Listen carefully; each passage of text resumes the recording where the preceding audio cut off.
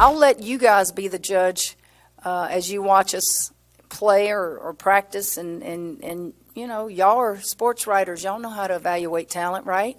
Louisiana State women's basketball coach Kim Mulkey is in the news for the following answer she gave. 2 questions for you. First, how would you, with the combination of transfers and incoming freshmen, how would you describe that process of putting that collective group together?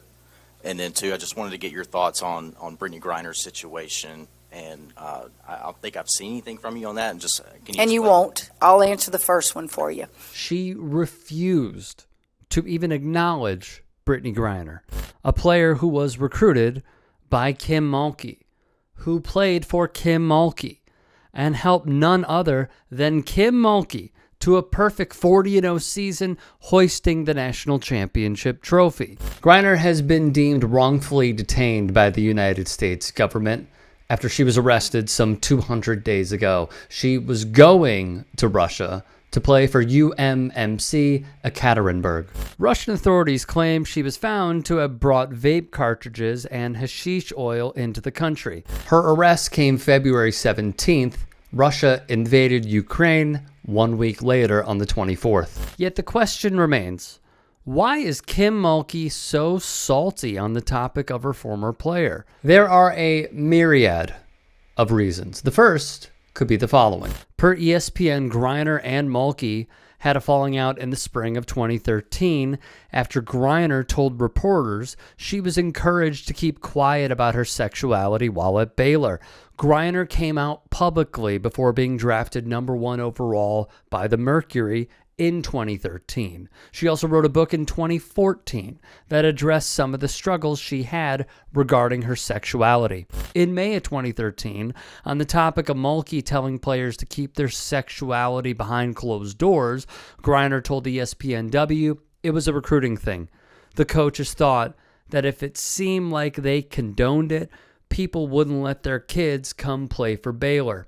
In the summer of 2012, for example, Mulkey spoke to Outsports co-founder Sid Ziegler, who asked her a simple question: have you ever had a gay player on your team? Her response: don't ask me that. I don't ask that. I don't think it's anybody's business. Whoever you are, I don't care to know that. Kate Fagan, an ESPN staple for many years, wrote the story of Mulkey's desire to hide Griner's sexuality. In return, Fagan told Meadowlark Media, I did a story in which Brittney Griner told me that when she was at Baylor, she was not allowed to be openly gay.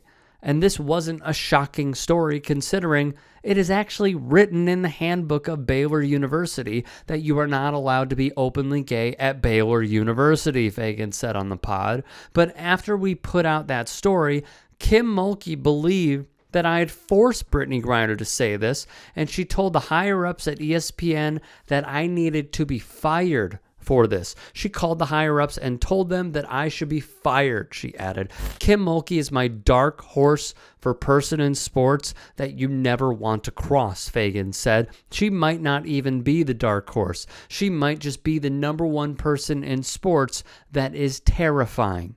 Baylor University has put out very, very few statements as it pertains to Brittney Griner. They did so on March 5th when news broke of Griner's detainment. Baylor Athletics put out a video in support of Griner. It was not shared by Baylor University's official social media accounts. Meanwhile, Nikki Collin, who took over for Kim Mulkey at Baylor, has been very vocal in her support of Griner, sharing messages, posting, and giving in-depth answers to the media. A player that built Baylor 2 national titles and a 40-0 record, yet her former coach refuses to say anything or simply just show any kind of support. Keep that in mind when you're choosing schools, wrote Queen Egbo, who played for Mulkey at Baylor, which is an interesting take because Kim Mulkey has spoken on this. If somebody around you and they ever say, I will never send my daughter to Baylor. You knock them right in the face, Mulkey said. She said this when Baylor was facing at least 6 federal and state lawsuits, as well as federal civil rights investigations into claims the school and football program ignored, mishandled, or tried to cover up reports of sexual abuse. Baylor Regents acknowledged 17 cases of SA, which was well short of one case alleging more than 50 attacks by football players.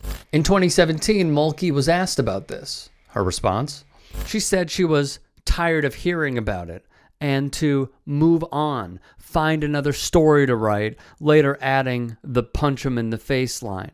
And at the time, who was the president of the school? The report faulted Baylor for a wholly inadequate response, saying the university failed to take appropriate action to respond to reports of sexual assault reportedly committed by football players. It said 2 university administrators directly discouraged complainants from reporting, and in one case even retaliated against someone who reported a sexual assault. The university responded today by stripping the title of president from Kenneth Starr, who was the one-time special prosecutor who led President Clinton's impeachment trial involving White House intern Monica Lewinsky. And they fired football coach Art Briles. And as we know, Ken Starr represented Donald Trump in his first impeachment trial. Speaking of the Trump White House, Kim Mulkey said at the time she would be honored if white supremacist insurrectionist President Donald Trump invited her team to D.C. First of all, thank you for inviting us, and we would like to present you with one of our jerseys. To which they attended. She chooses the path of colorblindness when addressing the topic of race. As she told Brittney Griner, "Big girl, I don't care what you are. You can be black, white, blue, purple, whatever." And after the death of George Floyd, Chloe Jackson, a former Baylor Lady Bear, noted Mulkey's silence, demanding she speak up.